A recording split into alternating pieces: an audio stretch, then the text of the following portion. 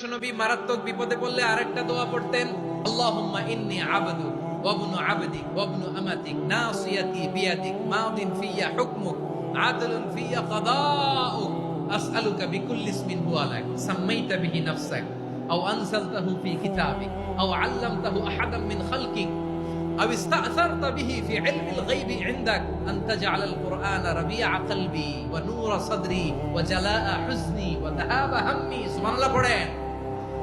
বিষ্ণু বলতেন আল্লাহুম্মা ইন্নী আবদুক, ও আল্লাহ আমি আপনার গোলাম, ওয়া ইবনু আবদিক গোলামের ঘরের গোলাম, ওয়া ইবনু আমাতিক বাদির ঘরের গোলাম। মানে আল্লাহ আমি আপনার গোলাম, আমার বাবা আব্দুল্লাহ ছিল আপনার গোলাম, আমার মা আমিনা ছিল আপনার বাদী। মানে আমরা গোলাম বংশের সব গোলাম।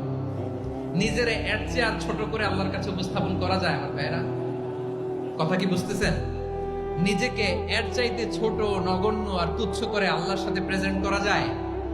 বিশ্বনবী বললেন, ও আল্লাহ আমি আপনার গোলাম, গোলামের ঘরের গোলাম, দাসীর ঘরের গোলাম, নাসিয়াতি বিয়াদিক আমার মাথার চুলের ছুটি আপনার হাতের মুঠোয়, আপনি ডানে টান দিলে আমি ডানে যেতে বাধ্য, আপনি বাঁয়ে টান দিলে বাঁয়ে যেতে বাধ্য।